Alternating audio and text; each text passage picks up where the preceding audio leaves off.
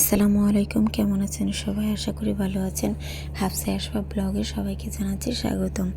দেখেন কত বড় একটা মাছ, এটা বাওড়ের মাছ। আমার ননদ পাঠাইছে কালকে, উনি নিজ হাতে ঘি তৈরি করেও আমাদের জন্য পাঠাইছেন। আর এই পাশে রয়েছে বিরিয়ানি।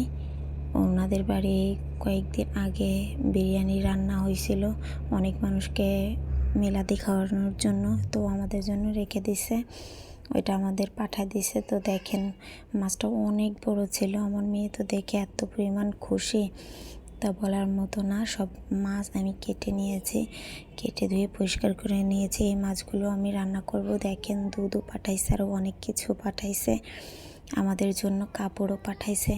আমি তাকে বলছি যে আমাকে কয়েকদিন আগে ফোন দিয়ে বলেছিলা যে ঈদে কাপড় কিনছো, তো আমি বললাম যে না, আমি কাপড় কিনি না, এবার ঈদে হয়তো বা কিনবো না।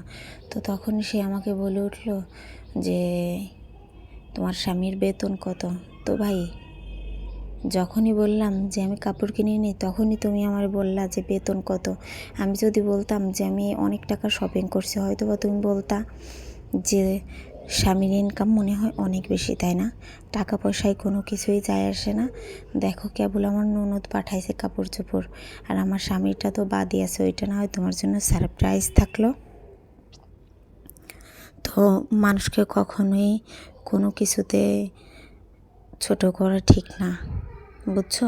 কখনোই ছোট করা ঠিক না।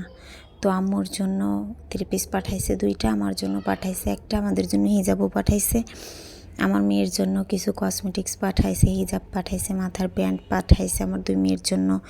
আমার মেয়ে তো অনেক বেশি খুশি ওইগুলো পেয়ে, সারাদিনও হিজাবটা মাথায় দিয়ে ঘুরে বেড়াইছে আর বারবার সাজতেছিল যেগুলো পাঠাইছে আপু। অনেকগুলো লিপস্টিকও পাঠাইছে।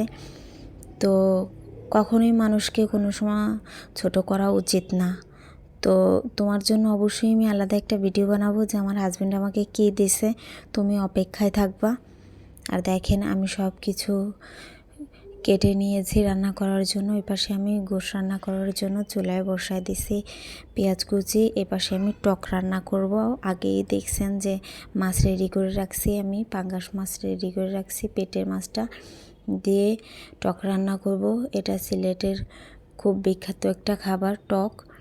তো আমি আজকে টক রান্না করব টমেটো আর জলপাই দিয়ে।